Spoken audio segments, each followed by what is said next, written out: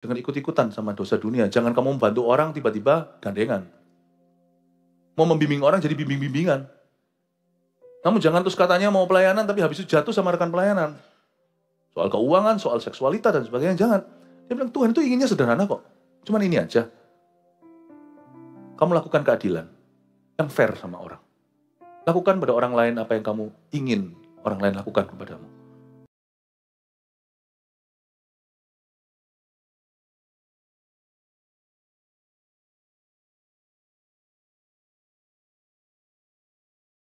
Sekarang kita lihat ibadah seharian ini aja. Ini menunya. Kebaktian setelah ini selesai wahyu. Ibadah 5, saya kasih bonusnya tips bagaimana punya hubungan yang sangat intim dan dekat dengan Alkitab Anda sendiri. Ambil catatan, siapkan HP bukan untuk chatting, bukan untuk sosmed, tapi nanti untuk portret, untuk foto setiap informasi yang saya sudah persiapkan. Kita lihat sekarang, yaitu Titus sampai 2 Petrus yang kita akan pelajari dari beberapa penulis termasuk Paulus di dalamnya. Titus ya, saya buka Titus dulu, Ibrani. God is so good. Ibrani. Oke. Haleluya. Alkitab saya ini sudah kayak gini modelnya. Ya, sudah coret-coret semuanya. I love my Bible, you know. Ini Titus adalah satu surat yang ditulis oleh Rasul Paulus kepada seorang anak rohaninya. Yang kita tahu kan Timotius, anak rohani Paulus sudah beberapa.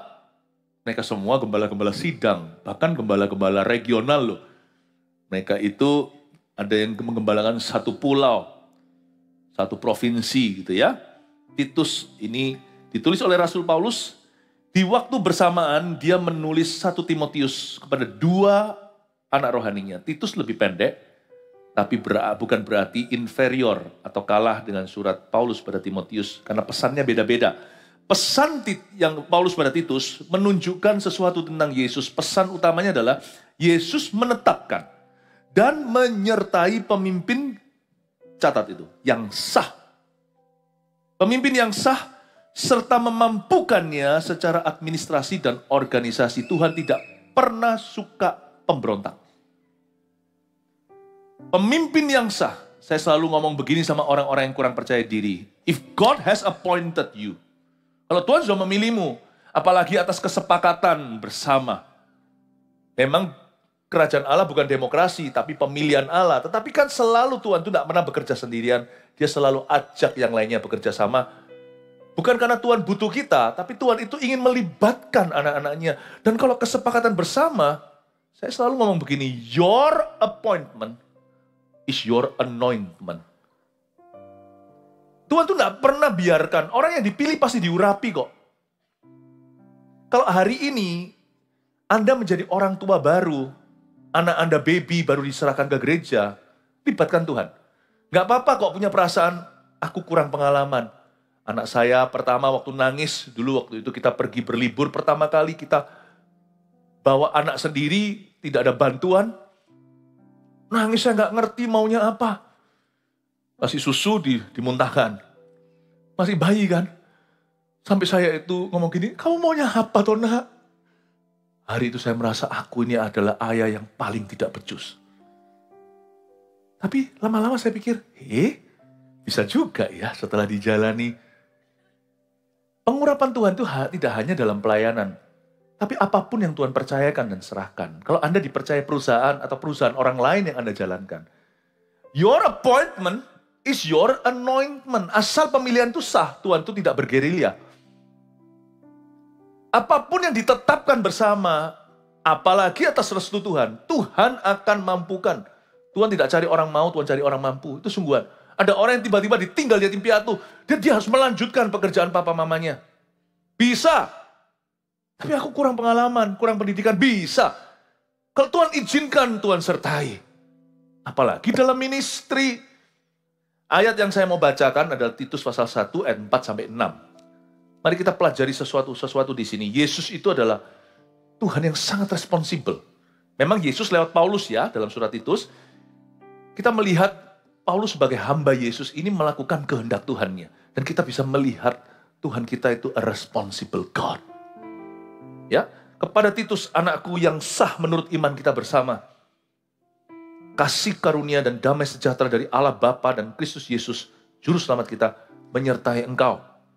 Aku telah meninggalkan engkau di Kreta dengan maksud ini, supaya engkau mengatur apa yang masih perlu diatur, dan supaya engkau menetapkan penatua-penatua di setiap kota, seperti yang telah kupesankan kepadamu, yakni orang-orang yang tak bercacat, yang mempunyai hanya satu istri, yang anak-anaknya hidup beriman, dan tidak dapat dituduh karena hidup tidak senonoh atau hidup tidak tertib. Kita tahu di sini, dalam surat ini, di ayat yang kita baca, Paulus meninggalkan Titus anak rohaninya di Kreta. Ini bukan berarti ditinggalkan di kendaraan mana. Kreta di sini nama sebuah pulau, dalam bahasa Inggrisnya Crete. Dia sebuah pulau. Titus ini gembala regional bahasa lokalnya kita, GMS. Dia ditinggalkan sebuah pulau untuk menggarap, untuk mengerjakan ladang Tuhan, ladang penginjilan. Ada gereja-gereja. Titus pasti merasa, loh, kok aku ditinggal? Karena zaman dulu, belum zaman Zoom atau apa. Sekali pergi naik kapal, itu nggak ada. Mau telegram belum ada, telepon belum ada. Jadi dia betul-betul ditinggal gitu. Dengan semua trainingnya, kita nggak akan pernah merasa mampu. Sungguhan, apapun trainingmu, ada satu titik, you must trust God for your task. Harus percaya pada Tuhan untuk tugas yang kau emban. So, semua training kita itu belum berarti sebelum dipraktekkan. Dan waktu kita praktek, kita pasti mulai dari nol. Makanya itu libatkan Tuhan, mau jadi orang tua baru kek, dalam pekerjaan Anda kek, jadi CGL. Aduh, aku jadi CGL. Jangan takut pembelahan. Pembelahan itu bagus kalau dipersiapkan. Nah, orang yang takut pembelahan itu nanti suatu hari kalau ketularan hidupnya lain kali takut mantu. Cepat lambat kalau punya anak kan satu-satu nanti berkeluarga, itu belah keluarganya. Jangan takut, tapi persiapkan dirimu. Ingatlah your appointment, kalau Anda ditunjuk, kita akan diberikan kemampuan. Meskipun kita tidak merasakan kemampuan itu waktu kita jalani, loh kok bisa ya? Meskipun iman pas-pasan. Anda akan melihat buahnya. Kalau Allah yang menaruhmu di situ. Coba kita lihat sekarang ya, kuncinya di mana? Kepada Titus, anakku, yang sah menurut iman kita bersama, garis bawah. Yang sah menurut iman kita bersama. Jadi memang Yesus itu menyertai pemimpin yang sah ditetapkan. Yang sah menurut iman kita bersama itu kan Paulus tidak one man show. Dalam memilih pemimpin itu Paulus melibatkan timnya. Salah satu surat terakhirnya, misalnya surat Roma, dia tuliskan tuh Roma 16 itu siapa-siapa adalah siapa, adalah apa dalam hidupnya. Ya, di situ ada Trifena, di situ juga ada nama-nama yang muncul seperti Yunias. Paulus itu team player, tapi memang sebagai rasul utama, bapak gereja, sebagai rasul yang artinya utusan Tuhan dan pendiri gereja-gereja di mana-mana, Paulus itu punya tim yang solid. Jangan jadi orang yang mau apa-apa sendiri. Nanti orang begitu lama-lama akan jatuh di dalam masalah. Tapi siapa yang sah, yang ditetapkan menurut iman bersama, Tuhan akan urapi orang itu. Ada banyak cerita di Alkitab. 12 murid Yesus mati satu, yaitu Yudas, mati awal. Diganti sama Matias kan. Terjadi perdebatan di antara ahli teologi, harusnya itu tempat Paulus. Paulus seolah-olah Rasul 12 kan. Tapi ternyata kok mereka lempar undian sebelum Pentakosta.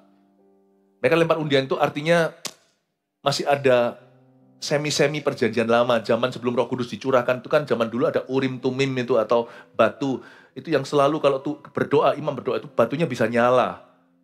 Menurut tradisi Yahudi, itu bisa nyala. Jawaban yes atau no. Sebelum itu, soalnya Roh Kudus belum ada di setiap kehidupan.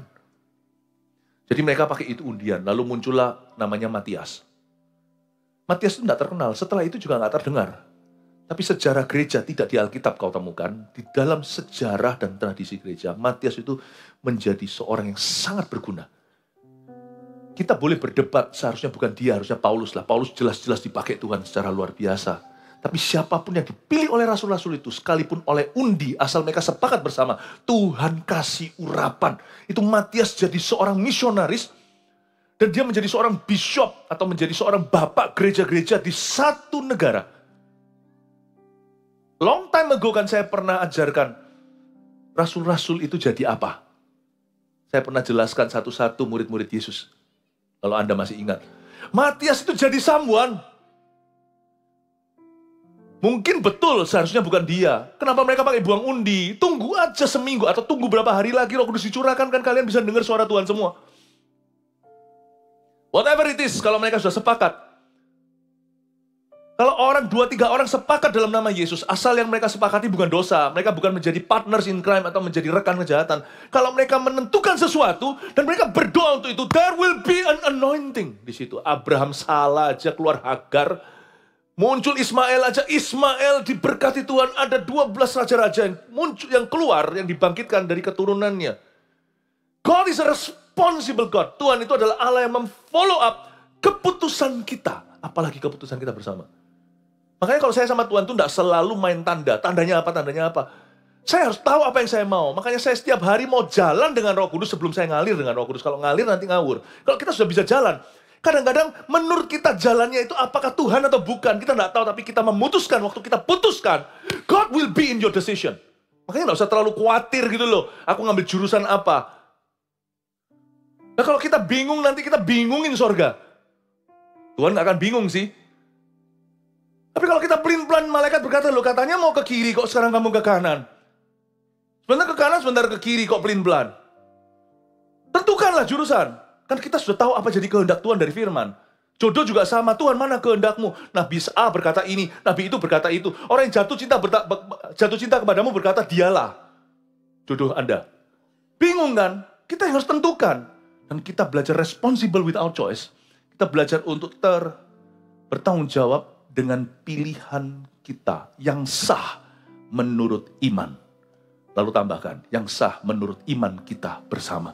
Segala keputusan penting dalam hidupmu jangan kau putuskan sendiri. Kalau masih bujangan, libatkan papa mama. Kalau papa mamanya takut akan Tuhan, kecuali kalau papa mamanya menyembah berhala, itu pun mesti ada porsi-porsi tertentu papa mamanya. Sekalipun menyembah berhala, Tuhan bisa pakai apapun. Tuhan bisa pakai keledai untuk bicara kepada Bileam. Tuhan bisa pakai siapa saja demi Anda. Pasti ada porsi tertentu. Ya jangan tanya mereka tentang Tuhan sih. Karena mereka masih salah jalan. Tapi mereka pasti ada porsi tertentu. Tuhan bicara lewat mulut orang tuamu. Kalau suami istri jangan putuskan sendiri. Nanti jatuh ke dalam modus-modus di dalam bisnis di mana Anda akan merugi. Jangankan hanya puluhan juta, bisa miliaran loh ya. Libatkan. Sebab keputusan yang kau ambil menurut iman. Apalagi menurut iman bersama. It's powerful. Libatkan pemimpin rohanimu. Apapun yang kau putuskan dengan iman. Bukan salah atau benar. Kalau salah itu kan salah moral. Salah itu salah firman. Kalau Anda tahu firman, Anda tidak akan salah jalan. Ini bukan benar atau salah. Tapi pilihan baik atau yang lebih baik. Tapi kalau Anda sudah memilih yang baik, bukan yang lebih baik, Tuhan akan memperbaiki. Asal Anda beriman dan serahkan keputusan kepada Tuhan. Tuhan yang akan menyempurnakan keputusanmu itu. So don't be afraid to make a decision di dalam hidup ini. Buat keputusan. Prayerfully ya, dengan doa. Tapi jangan doa terus-menerus sampai kita tidak berani memutuskan. Suruh Tuhan yang memutuskan. Jangan lupa kunci di tanganmu. Makanya itu jangan sendirian. Kita butuh komunitas iman. Supaya kita jangan jatuh ke nasihat orang fasik, kita harus cari nasihat orang benar. Apa pengganti nasihat orang fasik? Bukan jauhi orang fasik, tapi menggantikan porsi mereka dengan orang benar, itu hilang sendiri. Pergaulan yang buruk merusak kebiasaan baik. Mau tahu gimana gagalkan pergaulan buruk? Pergaulan baik menghancurkan pergaulan buruk. Saya dorong Anda untuk mengerti dari kitab Titus ini, dari surat Titus ini, bahwa Tuhan itu menetapkan dan Dia menyertai apa yang sah. Pemimpin yang sah apalagi. Tidak hanya itu, Tuhan tidak hanya menyertai, tapi Tuhan akan memampukannya secara administrasi dan organisasi. Ini luar biasa. Di surat Titus ini sangat-sangat jelas terpaparkan. Di ayat yang berikutnya tadi yang kita baca, aku telah meninggalkan engkau di Kreta dengan maksud ini. Paulus meninggalkan Titus di situ. Paulus itu penuh dengan iman. Dia serahkan ke anak muda. yang enggak pengalaman. Paulus itu penuh iman. Di zaman belum ada teknologi komunikasi, apa-apa selalu bunyinya bulan, berapa bulan lagi baru bisa ketemu. Itu pun kalau kita naik transportasi, kapal demi kapal dan jalan kaki. Paulus berani ninggalkan satu pulau ke anak muda. Karena Paulus tahu bahwa Yesus yang dia sembah, Yesus yang memanggil dia, Yesus yang mengutus dia, pasti akan memampukan siapapun yang terpilih secara administrasi dan organisasi. Garis bawahi kata di dalam ayat-ayat ini. Aku telah meninggalkan engkau di Kreta dengan maksud ini supaya, garis bawahi, engkau mengatur, garis bawah itu, engkau mengatur. Apa yang masih perlu diatur dan supaya engkau menetapkan penatua-penatua di setiap kota, lalu syarat-syarat penatua. Ada kata engkau mengatur di garis bawah, ada kata engkau menetapkan di garis bawah. Orang yang diangkat secara sah, diurapi Tuhan, diberi kemampuan untuk secara administrasi dan organisasi, diberi kemampuan untuk mengatur dan menetapkan. Ingatlah Allahnya Bezalel dan Aholiab, yang memberi mereka kemampuan untuk craftsmanship, untuk bisa membuat ukir-ukiran, padahal mereka dulu mungkin nggak ngerti gini-ginian.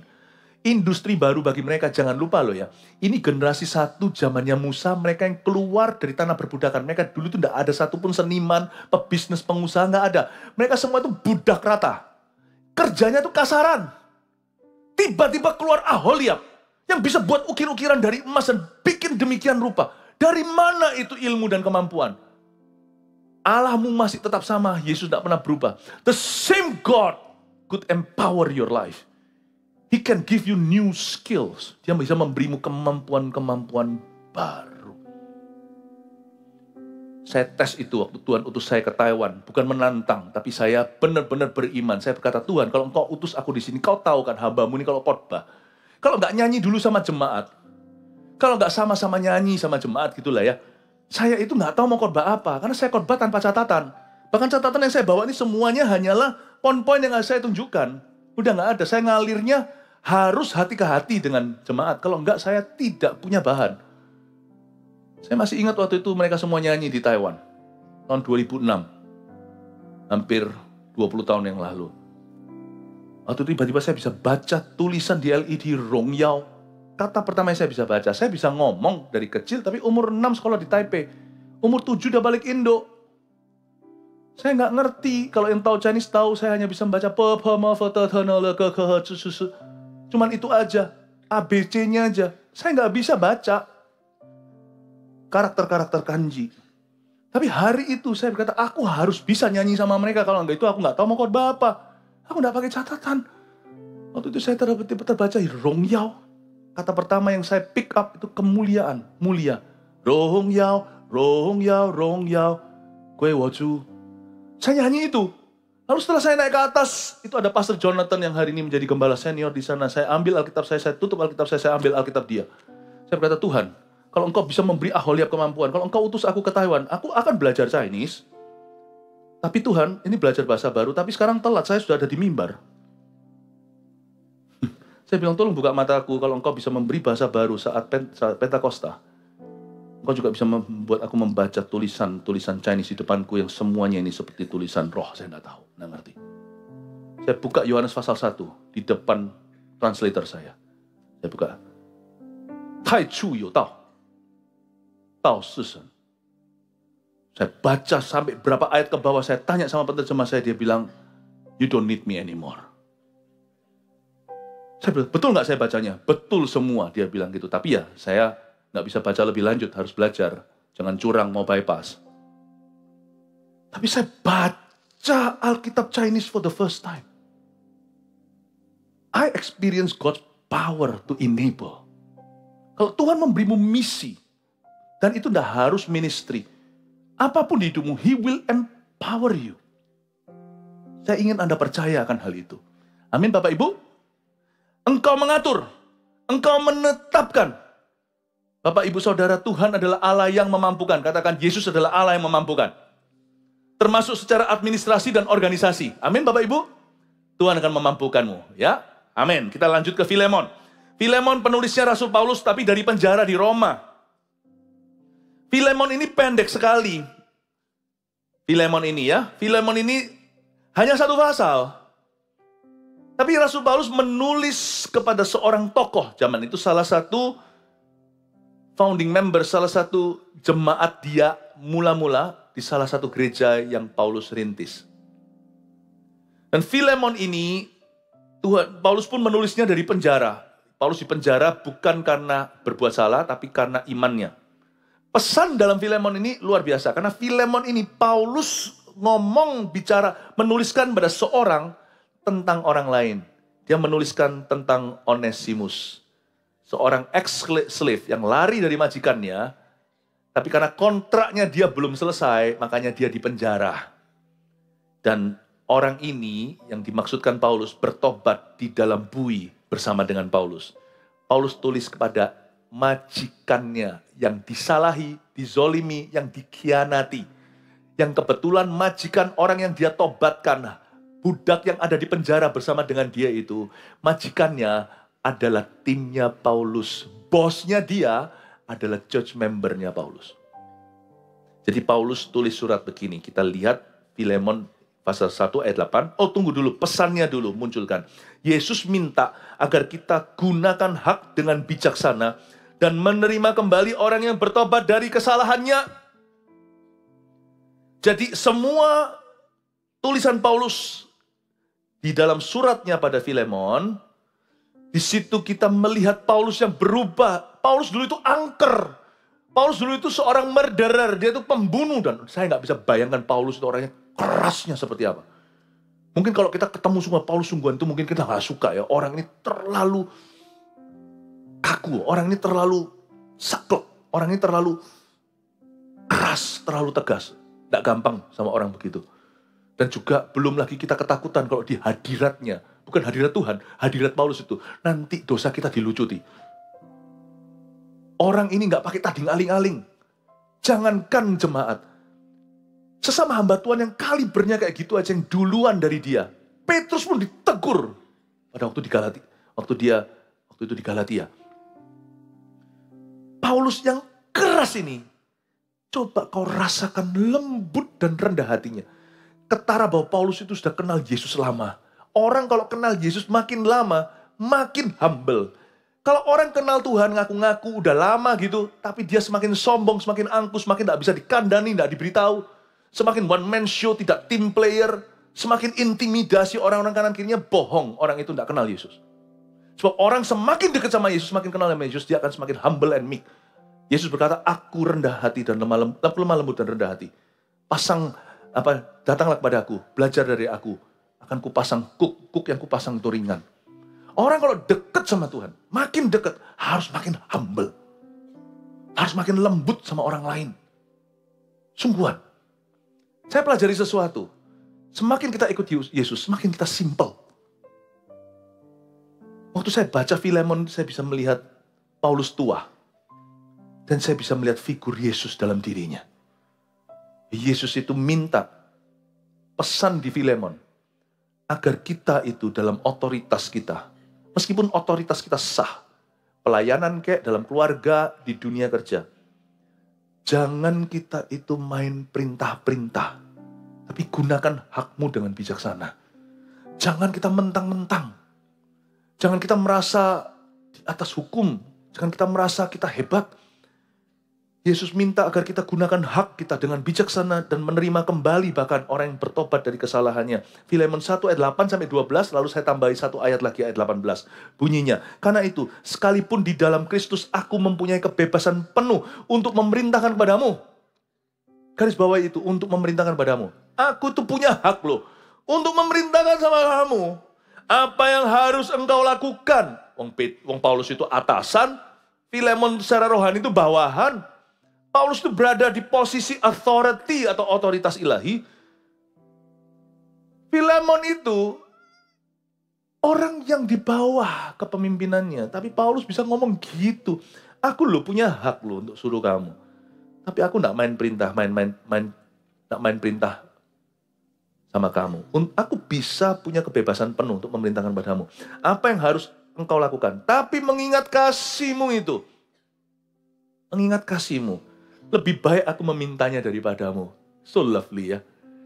Ngapain aku main perintah? aku bisa dengan sopan minta sama kamu. Mau tahu nggak sifat seorang pria sesungguhnya itu seperti apa di rumah? Di luar, ya bisa aja menjilat orang berkuasa, bisa aja dia tunduk-tunduk. Tapi bagaimana dia memperlakukan anak-anaknya? Kalau main intimidasi, ketara bahwa itulah warna asli. Kita di rumah tangga kita, kalau memang ada pegawai, asisten rumah tangga, how do you treat them? Itu akan jadi cerminan sungguhan. Menjadi usher di gereja itu belum ujian sepenuhnya. Datang ke gereja, sapa saudara seiman juga bukan cermin aslinya. Apalagi kalau customer service di dunia kerja, karena itu profitable. Tapi how are you humble? Kita rendah hati seperti apa? How you treat people under you. Dalam ministry, orang-orang yang kau pimpin, itulah cerminmu sesungguhnya. Termasuk di rumah. Aku tidak mau main perintah, kata Paulus sama Filemon. Lebih baik aku memintanya daripadamu. Sebenarnya Filemon itu hutang budi apa sih sama Paulus? Paulus itu yang selamatkan mereka satu keluarga. Ya Yesus lah juru selamat. Tapi Paulus yang menuntun mereka pada pengenalan akan Allah. Mereka satu keluarga itu dipulihkan gara-gara Paulus. Ya pasti ada ceritanya, kita tidak tahu yang namanya rumah tangganya Filemon itu seperti apa. Mungkinkah, mungkinkah mereka mau cerai? Nggak tahu ya. Saya spekulasi. Nggak jadi karena Paulus. Anaknya harusnya mati. Kayak Elisa gitu ceritanya. Didoakan Paulus sakit, nggak jadi. Tiba-tiba divonis begini. Tiba-tiba bersih. Pasti Paulus itu jasanya itu sudah seperti dewa di keluarga itu. Tapi Paulus nggak pites mereka. Waktu Paulus perlu sesuatu, minta sesuatu, itu pun bukan minta harta benda atau minta sesuatu untuk dirinya. Paulus minta sesuatu untuk orang lain aja, dia sopan. Are we polite? Apakah kita sopan dengan orang-orang yang ada di bawah kita, atau kita itu adalah kepemimpinan yang opresif, yang menekan, yang manipulatif? Saya belajar dari Filemon ini kelembutan Yesus dan kelembutan Paulus. Saya sebagai gembala sidang, saya juga belajar mawas diri. Saya tidak pernah paksa. Bahkan anak-anak rohani saya yang notabene gembala aja, saya tidak pernah paksa sesuatu itu untuk diriku. Kalau saya datang, saya percayakan.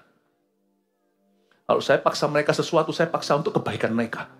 Ayo, kamu pasti bisa. Saya dorong. Saya diajari Tuhan dari surat ini.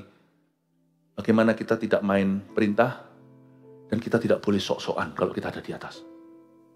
Semakin atas itu harusnya kita semakin humble. Dalam satu organisasi Kristen, gereja atau perusahaan atau apapun, kalau di-run by a Christian, kalau benar-benar dipimpin oleh seorang anak Tuhan, kita harus lihat fenomena ini. Makin atas naik tangganya, makin atas, paling atas yang paling humble dan paling gentle. Harus begitu. Makin naik ke atas, itu biasanya seperti Musa. The humblest, itu yang paling rendah hati, itu yang paling atas. Makanya itu ada orang pernah berkata gini loh, orangnya loh gak apa-apa loh, bawahannya gaya. Itu ada seringkali kan kita tahu gitu kan ya. Waduh, yang jadi ajudan dan sebagainya, waduh ada, padahal bapaknya sendiri itu baiknya setengah mati. Nah itu sudah menjadi patron di masyarakat. Don't do that. In the kingdom of God, makin naik, itu makin humble. Ya betul sih. Tapi setiap level itu orang-orang Kristen, ada orang Kristennya, harus meek and humble, harus lemah lembut dan rendah hati. Kita baca lagi, aku Paulus yang sudah menjadi tua. Lagi pula sekarang dipenjarakan karena Kristus Yesus. Mengajukan permintaan kepadamu mengenai anakku yang kudapat selagi aku dalam penjara, yakni Onesimus. Waktu dengar Onesimus, Filemon langsung merah mukanya. Itu ya orang dulu ya, kerja di rumahku. Pergi itu enggak bayar. Dan bahkan benda berhargaku hilang. Raib semuanya. Bayangkan dia itu dulu saya kasih office. Dan semua office itu waktu dia ringkas semuanya itu tidak dikembalikan. Bayangin pasti Filemon itu punya keluhan. Keluhan demi keluhan. Namun dahulu memang dia tidak berguna bagimu kata Paulus. Tetapi sekarang sangat berguna baik bagimu maupun bagiku. Garis bawahi tetapi sekarang sangat berguna. Paulus gak ngawur. Kalau ada orang pernah merugikan seseorang, Paulus tidak langsung semerta-merta karena orang itu bertobat langsung dikembalikan. Paulus tidak mau membahayakan orang lain. Karena itu ada kalimat ini bagus sekali. Dulu dia nggak berguna, aku tahu dia pernah buat salah. Tapi sekarang sangat berguna.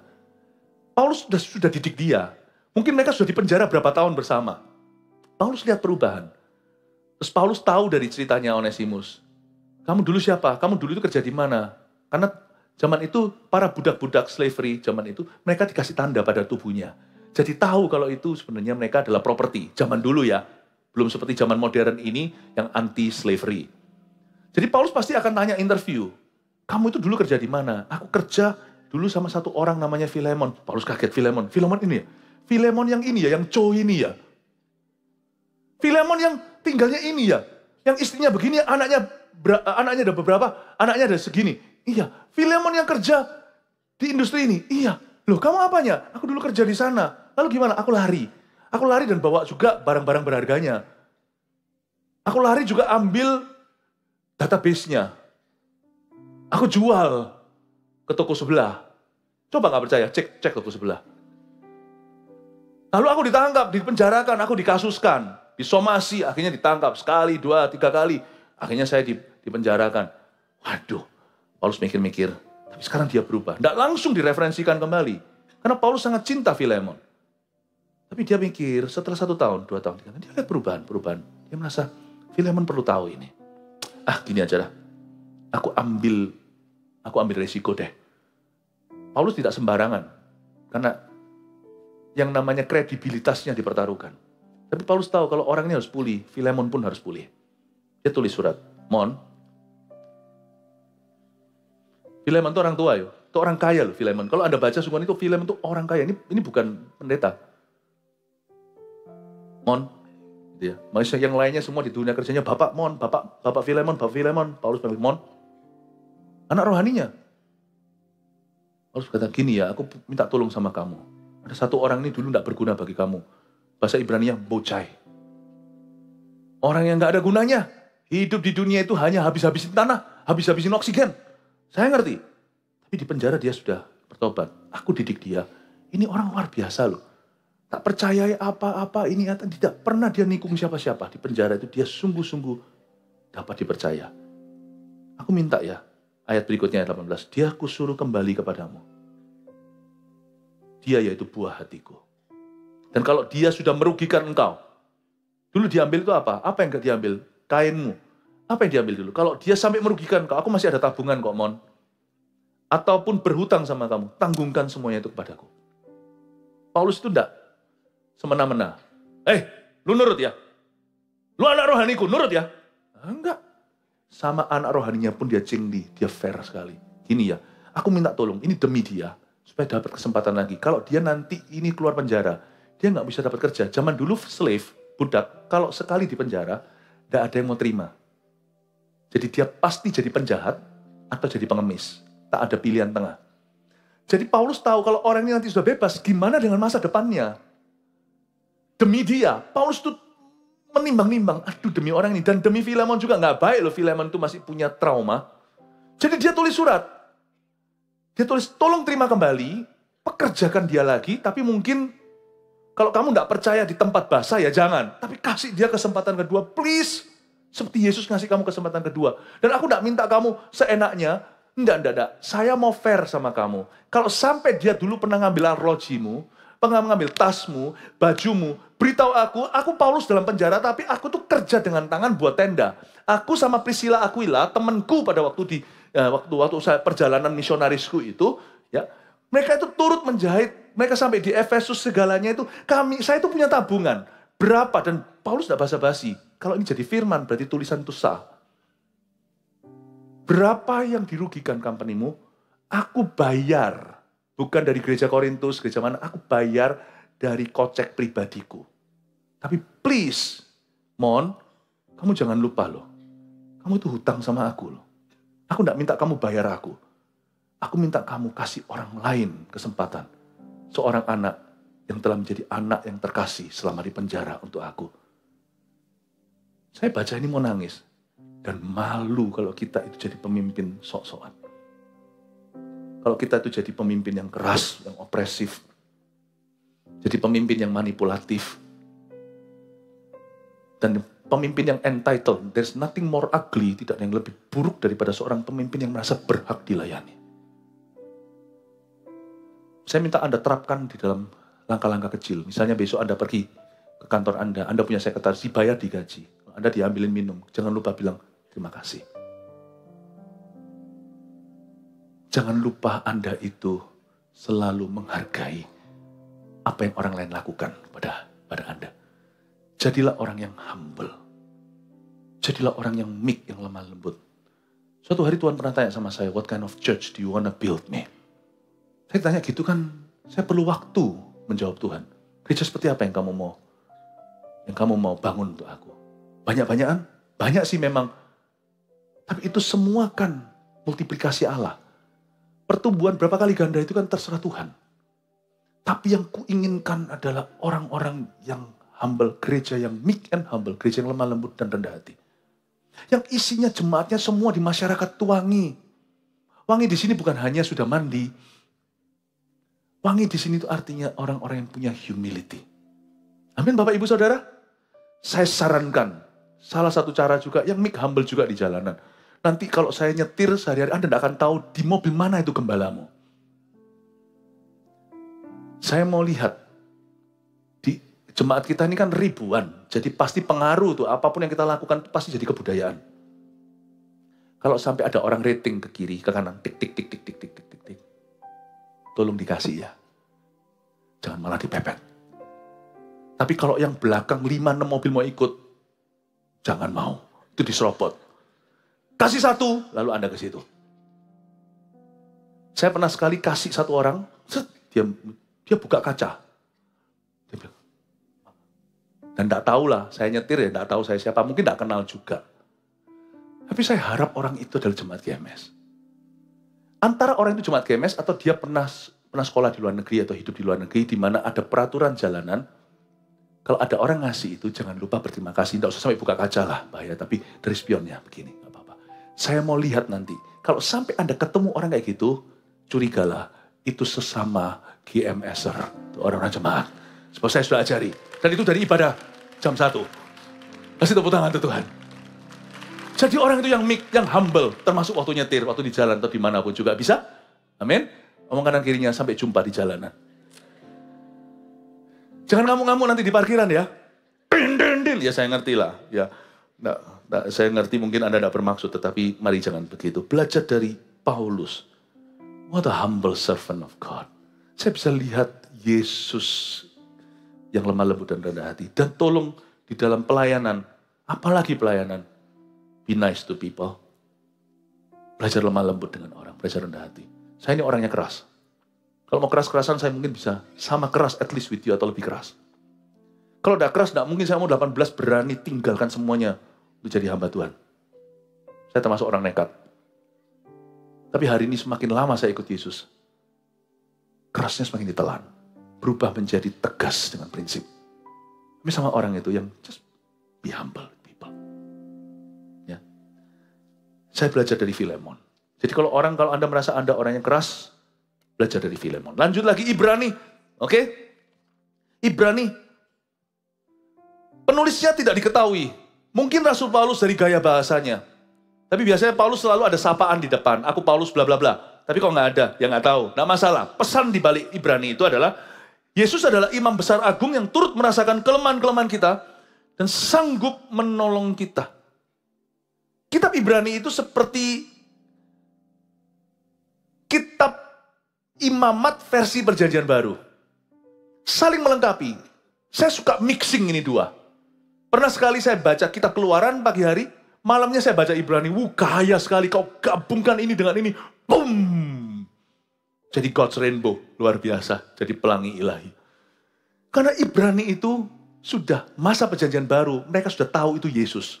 Imamat itu, mereka masih fokusnya ke domba semuanya. Itu ada pesan profetik di baliknya. Itu suatu hari memprediksi kedatangan Mesias.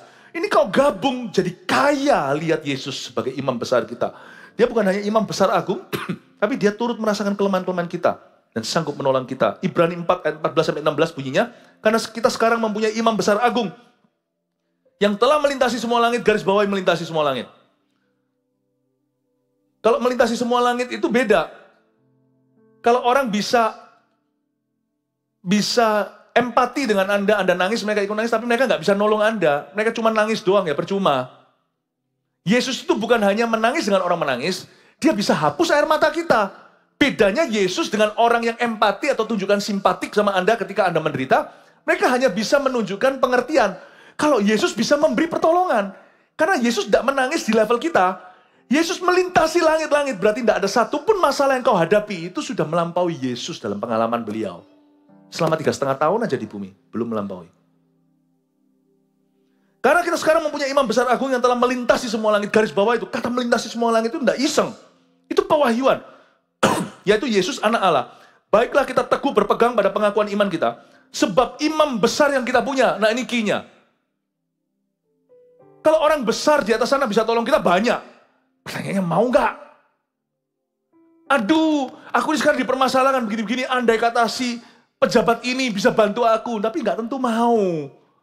Cuma lucu, cuma bagusnya di sini, imam besar kita itu orang besar, raja di atas segala raja. Dia mau, karena kita keluarga. Nah, kalau Anda di atas sana punya teman, you have a friend in high places, punya teman, friends in high places, teman di tempat-tempat yang tinggi. Yesus itu teman di tempat maha tinggi. Dan ada ayatnya, He calls us our brother. Luar biasa. Dia memanggil kita itu saudaranya. Dia tidak malu mengakui kita sebagai saudaranya. Tapi ya jangan panggil koko Yesus, nanti aneh kalau doanya koko Yesus. Dia tidak malu mengakui kita sebagai saudaranya. Ada brotherhood. Nah kalau koko saya itu jenderal, koko saya itu petinggi, koko saya itu pembuat lawmaker yang membuat undang-undang, bedalah nasibmu. Paham maksud saya? Kalau KKN secara ilegal aja bisa menguntungkan seseorang, ini legal. Karena Yesus memang masuk ke hadirat Bapa, melintasi semua langit untuk kebutuhan dan pergumulan kita. How good He is. Tidak, dan sebab imam besar yang kita punya bukanlah imam besar yang tidak dapat turut merasakan kelemahan-kelemahan kita. Dia bisa merasakan kelemahan kita. Kalau kita datang konseling sama Yesus, dia tidak akan hakimi. Kita tahu orang besar punya power. Tapi apakah mereka mengerti? Apakah mereka peduli? Apakah mereka care sama saya? Aku ini siapa? Kalau kita itu siapa-siapa bagi Yesus. Kita karya tebusannya. Jadi good news-nya, Yesus bukan hanya menangis di level kita, nangis dengan orang menangis. He can actually help us. Kalau dia belum menolong kita, berarti memang kita belum di ujung tanduk gitulah. Sebab pencobaanmu tidak melebihi kekuatanmu. Jadi kalau kita sekarang koar-koar tidak tahan. Kalau kita masih dibiarkan, itu berarti kita masih tahan. Jangan ngamuk dulu sama Tuhan. Kita harus percaya Tuhan itu peduli. Sebaliknya sama dengan kita, ia telah dicobai, hanya tidak berbuat dosa. Sebab itu marilah kita dengan penuh keberanian menghampiri tahta kasih karunia. Supaya kita menerima rahmat, garis bawahi. Dan menemukan kasih karunia, garis bawahi. Untuk mendapat pertolongan kita pada waktunya. Pertolongan Tuhan itu ada 2 kategori dari ayat ini. Dia imam besar agung yang bisa merasakan kelemahan kita itu seperti apa praktisnya. Dan dia sanggup menolong kita itu kayak apa pertolongannya. Ada 2. Satu di sini ditulis menerima rahmat. Katakan menerima rahmat. 2 di sini menemukan kasih karunia. Katakan menemukan kasih karunia. Menerima rahmat itu Tuhan itu jagonya kasih kita kesempatan kedua. Karena rahmat itu dalam bahasa Inggrisnya mercy. To receive mercy. Itu bahasa Inggrisnya. Ini semua tidak ada keisengan ya. Menerima rahmat. Kesempatan kedua itu tidak ditemukan. Dia diberikan secara sengaja. Menerima rahmat. Jadi Tuhan menolong kita itu dengan cara, kita sudah salah jalan. Tuhan itu buka kesempatan kedua. Kadang-kadang di jalan itu, kadang-kadang di jalan lain. Itu Tuhan. Plan B-nya Tuhan itu di sini dijanjikan. Hanya karena dia itu adalah Allah yang sangat mengerti peduli. Karena Yesus pernah jadi manusia di posisi kita. Mati untuk kita. Jadi kita punya seorang teman, sahabat di tempat maha tinggi. Yang melintasi semua langit. Dia maha kuasa. Namun dia sangat peduli sama aku. Orang yang kecil tidak berarti ini. Dan dia kalau nolong kita, itu selalu memberi kita menemukan rahmat. Menerima rahmat. Tapi nggak sampai menerima rahmat. Coba lihat. Menemukan kasih karunia. Katakan menemukan kasih karunia. Menemukan kasih karunia itu dalam bahasa Inggrisnya, find grace. Nah, ini adalah berkat yang Tuhan taruh kemudian hari dalam pergumulan Anda, misalnya setelah Anda gagal sesuatu atau salah jalan, find grace itu, tadi rahmat bukan di tempat yang lain ya, saya ralat. Menerima rahmat, find mercy itu di tempat yang sama Tuhan kasih kesempatan gua. Tapi find grace itu tempat lain. Tuhan tidak bangun di atas reruntuhan yang sama. Tuhan buka ladang baru for you. Tuhan buka ladang baru. Menemukan kasih karunia itu finding grace. Grace itu bukan kesempatan kedua. Grace itu kesempatan ke-1. Mendapatkan kasih karunia, menemukan kasih karunia itu berarti menemukan berkat lain yang Tuhan sediakan selain itu. Kata grace itu adalah berkat baru. Rahmat itu berkat lama yang dipulihkan. Tuhan tuh bisa pakai salah satu atau dua-dua diberikan. Begitu caranya imam besarmu menolongmu. Jadi kita tidak perlu gelisah sampai setengah mati. Karena dalam Yesus selalu ada jalan. Tidak percaya? Nanti bulan September kan Don Moon akan nyanyikan God will make a way. Tuhan buka jalan di mana tidak ada jalan. Amin. Tapi sekarang kita belajar Yakobus dulu. Masih ada 3 lalu selesai. Yakobus penulisnya adalah Yakobus saudara Tuhan Yesus. Anak Yusuf dan Maria. Dalam pernikahan mereka, kalau Yesus kan, Yusuf Maria tidak bersetubuh. Yakobus ini pemimpin di gereja Yerusalem. Dulu zamannya Yesus masih sebelum mati disalibkan, Yakobus belum percaya Tuhan. Tapi setelah itu, salah satu yang mengalami penampakan Yesus di masa-masa kebangkitan, setelah kebangkitannya 40 hari itu, salah satunya adalah Yakobus. Dia menjadi pemimpin yang sangat prominent di gereja Yerusalem. Pesan di dalam kitab Yakobus tahu tulis, Yesus itu melucuti kemunafikan berkedok agama. Dari kitab Yakobus saya bisa rasakan kebencian Yesus akan ragi Farisi. Yesus tidak benci orang Farisi, dia benci ragi Farisi. Dia benci kemunafikan berkedok agama, baik itu jemaat maupun pendetanya. He hates hypocrisy. Yakobus penuh dengan itu. Dan Yakobus, of course, dulu dia belum percaya sama Tuhan, karena dia anggap itu brotherku, itu kokoku. Aku anggap dia seperti lunatic, atau orang gak waras yang mau terkenal. Makanya dia kasih saran, kalau mau terkenal kok, pergi ke Yerusalem, tampakkan dirimu. Yesus tegur kan adiknya. Yesus berkata, bagi kamu selalu ada waktu. Waktuku belum tiba, tapi diam-diam Yesus pergi ke pondok daun itu. Lalu dia berkata, barang siapa haus, dari dalamnya akan keluar Roh Kudus. Dari dalam dirinya akan mengalir sungai aliran Roh Kudus. Dan Yakobus ketika bertobat terima Yesus, dan dia melihat bahwa Yesus bukan hanya anak manusia, tapi dia adalah anak Allah yang maha tinggi. Dia semua flashback kehidupan kokohnya. Apa yang diajarkan, itu yang dia hidupi. Yakobus menjadi orang yang sangat-sangat lurus. Karena dia melihat contoh Yesus. Bahkan sebelum dia jadi orang percaya, dia melihat bahwa tidak ada pertukaran bayangan. Yesus di mimbar, itu Yesus di kamar. Makanya di situ Yakobus menyatakan hati Tuhan. Dan bahwa Tuhan membenci kemunafikan berkedok agama. Dan dia mengajarkan kelakuan Kristen yang sebenarnya seperti apa. Yakobus ini yang melengkapi Rasul Paulus. Rasul Paulus berkata, you selamat karena iman. Tapi Yakobus berkata, iman tanpa perbuatan adalah mati. Kok gabung ini jadi 2? 2 ini jadi 1. Bukan hanya Imamah dan Ibrani. Waktu saya baca, ya kan, kalau kita gabung vitamin D dengan vitamin apa gitu ya. Tanya aja nutrisi, ahli gizi. Tapi kalau saya tahu gizi rohani, waktu saya baca Yakobus itu bersama dengan baca Roma, jangan heran otot rohani kita jadi luar biasa. Waktu saya membacanya, saya menemukan bahwa kelakuan Kristen yang sebenarnya itu simple. Dan Tuhan tidak menuntut berlebihan. Tapi kalau kita sungguh-sungguh ikut Tuhan, jangan kau abaikan. Yakobus 1 ayat 26 dan 27 bunyinya. Jikalau ada seorang menganggap dirinya beribadah, tapi nggak mengekang lidahnya. Berarti yang pertama-tama kena tegur itu adalah pengkhotbah. Kalau kamu bilang kamu beribadah, tapi kamu tidak kekang lidahmu. Atau orang Kristen lah yang memuji menyembah Tuhan. Tapi kamu tidak kekang lidahmu. Mulutnya. Ia menipu dirinya. Maka sia-sialah ibadahnya. Ibadah yang murni dan tak bercacat di hadapan Allah Bapa kita ialah. Ada beberapa di sini. Mengunjungi yatim piatu dan janda-janda dalam kesusahan mereka. Dan menjaga supaya dirinya sendiri tidak dicemarkan oleh dunia. Yakobus itu nggak ada hubungannya sama Mika. Mereka terpaut ratusan tahun.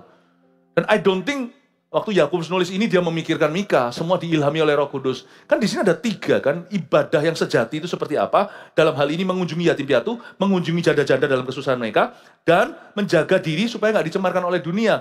Bukankah ada ayatnya di dalam firman Tuhan di kitab Mika 6 bunyinya begini, apa yang dituntut Tuhan daripadamu? Bukankah hanya ini, berlaku adil, mencintai kesetiaan? Orang-orang Yahudi saat itu berkata harus disunat lah, harus apalah, ritual ini, itulah ritual agama Yahudi.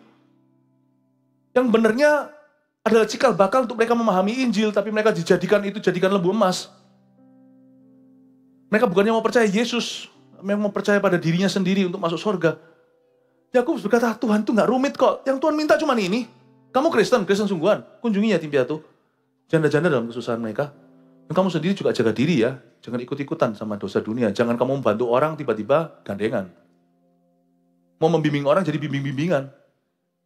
Kamu jangan terus katanya mau pelayanan tapi habis itu jatuh sama rekan pelayanan. Soal keuangan, soal seksualitas dan sebagainya, jangan. Dia bilang Tuhan itu inginnya sederhana kok. Cuman ini aja. Kamu lakukan keadilan yang fair sama orang.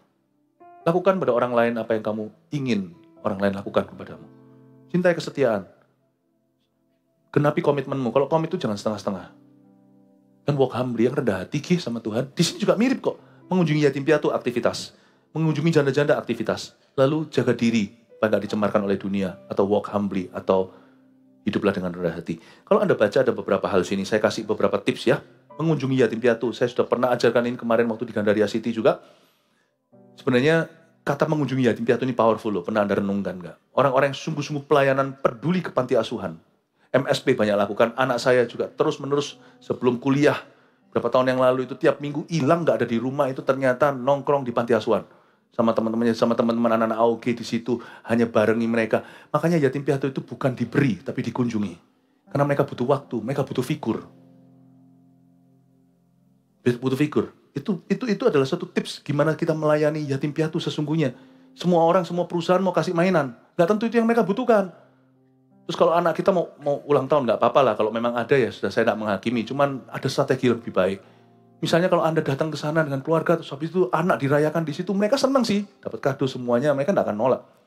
Tapi mereka dalam hati pasti akan ngomong begini, loh kok aku tidak pernah gini, papa mama aku tidak ada, dan aku tidak pernah dirayakan.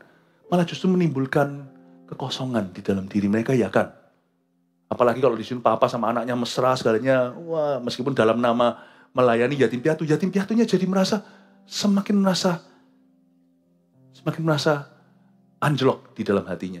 Kalau memang Anda mau melayani, sungguhan serius, spend waktu, perpuluhan waktu, pergi ke rumah keluarga, lewat MSP supaya Anda tidak jatuh ke tangan yang salah. Di sana misalnya luangkan 2 jam, sama anak tidak apa-apa, tapi di sana anak, orang tua jangan kelihatan, semua sudah merger, semua akhirnya jadi blender, semua sudah sama mereka. Supaya orang tua dia rasakan anak-anak itu merasakan figur orang tua. Tanpa Anda tunjukkan hubungan Anda dengan anak-anak bisa punya saudara lewat anak-anak Anda. Ngobrol-ngobrol di situ. Boleh bawa sesuatu, tapi pemberianmu tidak seberapa. Kunjunganmu yang luar biasa. Jangan kalau kita punya uang, berarti uang yang berjalan. Justru beri dari kekurangan. Kalau kita tidak punya waktu, pakai waktumu untuk kunjungi yatim piatu. Lalu dikatakan di sini janda-janda dalam kesusahan mereka. Ini bukan janda-janda muda ya. Jangan sembarang kunjungi janda-janda. Janda muda hendaknya menikah lagi. Ini janda-janda dalam kesusahan ini, aged, elderly widows. Ini janda-janda tua yang miskin dalam kesusahan mereka. Kita lakukan itu di gereja kita bantu terus. Cuman kan gak mungkin kita gembar-gemborkan, ya kan? Janda-janda dalam kesusahan mereka. Sekali lagi kalau di sini dicek tiba-tiba ada orang yang, apalagi bukan janda ditinggal mati, tapi ditinggal hidup alias cerai. Jangan Anda label mereka, semua itu nanti biarkan Tuhan kasih hikmat memulihkan. Tapi juga janganlah kita itu salah. Yang dimaksud oleh Yakobus ini adalah janda-janda tua, bukan janda-janda muda.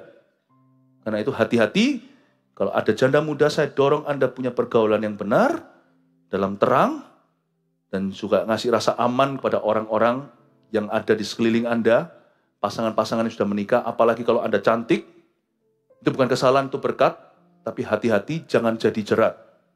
Saya ngomong terang-terangan, kalau memang ada, jangan sampai pasangan suami istri lainnya merasa tidak aman. Janda-janda yang masih muda harus mawas diri. Kalau mau nikah lagi, jalurnya harus jalur yang benar, dari pertemanan yang sehat, dan juga lewat tuntunan pemimpin-pemimpin rohani yang bisa dipertanggungjawabkan dalam bimbingan yang sehat. Serius jalin hubungan sampai ke pelaminan. Jangan hidup bersama sebelum lonceng gereja. Dong, dong, dong, and I pronounce you husband and wife. Jangan sampai otomatis janda berarti belas kasihan gereja itu otomatis. Mesti harus hati-hati. Janda-janda tua di sini maksudnya janda-janda yang hidup benar. Demikian pula duda, apalagi duda. Ya, oke lanjut lagi. Dan menjaga dirinya supaya tidak dicemarkan oleh dunia. Ini yang saya maksudkan tadi, saya ajari cara kekudusan. Terakhir, dua yang terakhir. Selesai ya, agak overtime dikit, nggak apa-apa ya. Nggak kemana-mana kan, saya dengarkan. Ya. 1 Petrus, penulisnya Rasul Petrus. Pesan dari surat Petrus, 1-2 Petrus ini, yang pertama dulu, Yesus memanggil kita untuk menderita sebagai orang Kristen dan menjaga kudusan. 1 Petrus ini adalah kitab yang kurang digandrungi karena isinya tentang penderitaan. Semua di dalamnya menderita sebagai orang Kristen dan sebagainya. Ada pesan sedikit di 1 Korintus tentang penggembalaan, tapi itu di akhir-akhir pasal. Nanti dilanjutkan di 2 Petrus yang banyak bicara tentang pendeta. Tapi 1 Petrus bicara tentang kita semua. Yesus memanggil kita untuk menderita sebagai orang Kristen. Mesti jaga kekudusan. Bagus ya, tatanan Alkitab setelah Yakobus terakhir itu bicara banyak tentang persahabatan dengan dunia adalah perseteruan dengan Allah, hawa nafsu duniawi.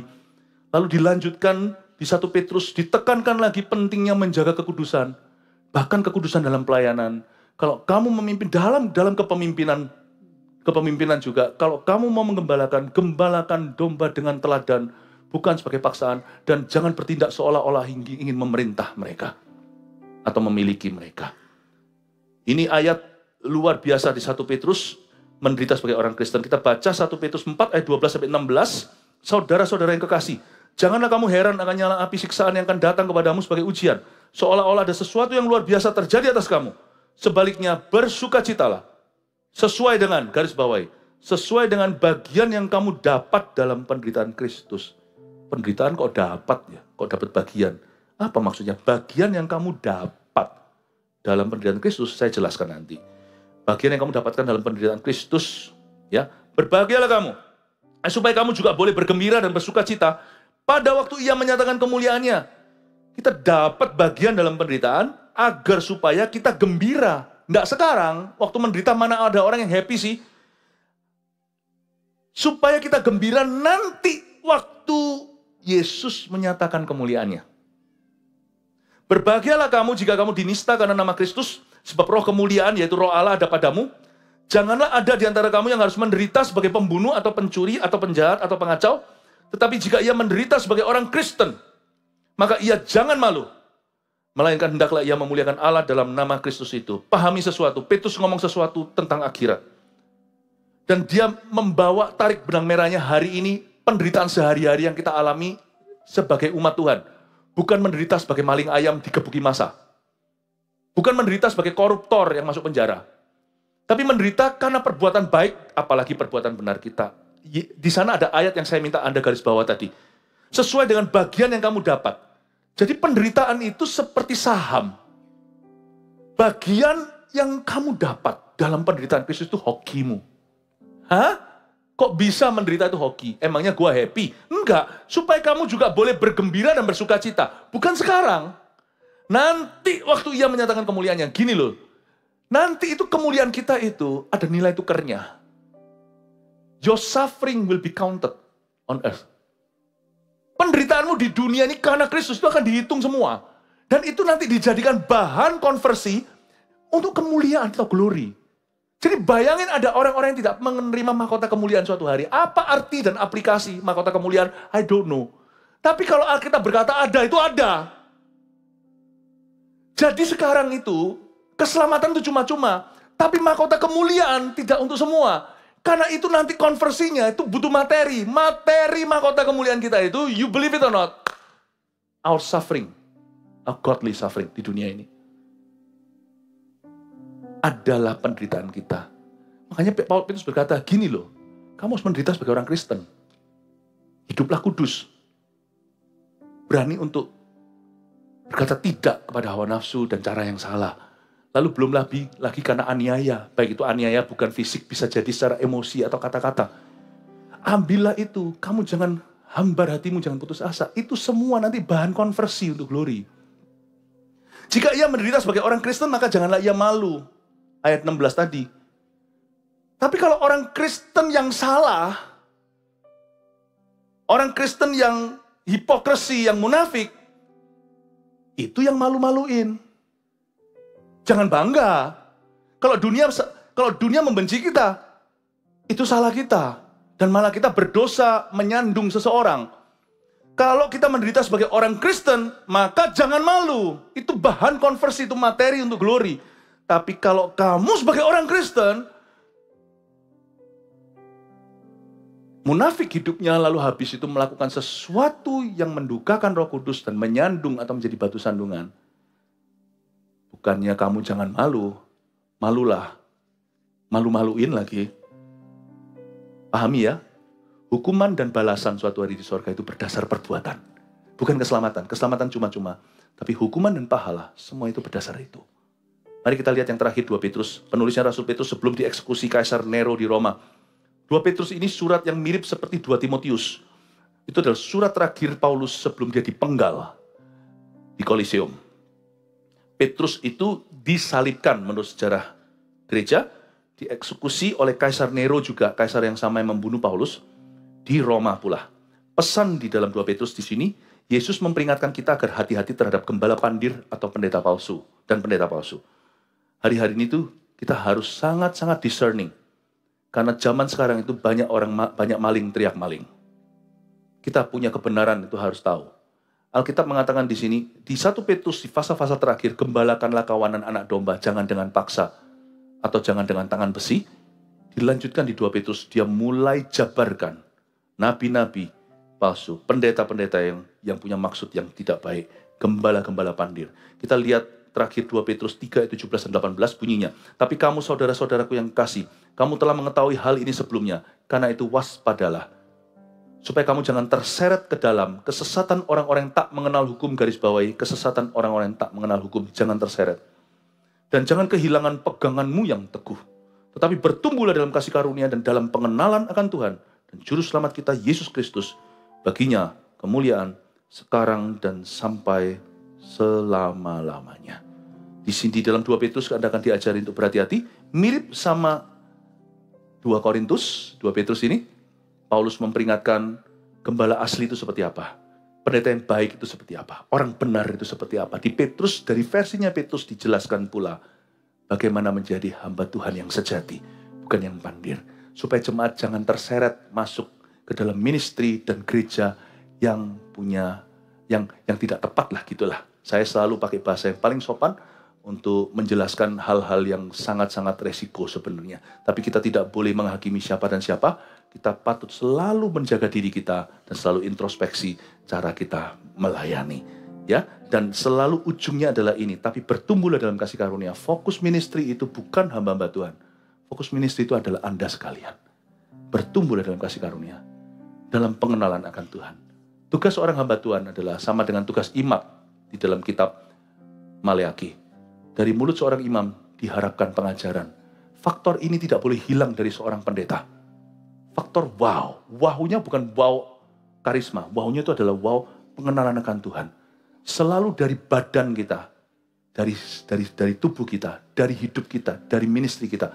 Orang itu bisa merasa, wow, aku lebih kenal Tuhan lagi gara-gara dia.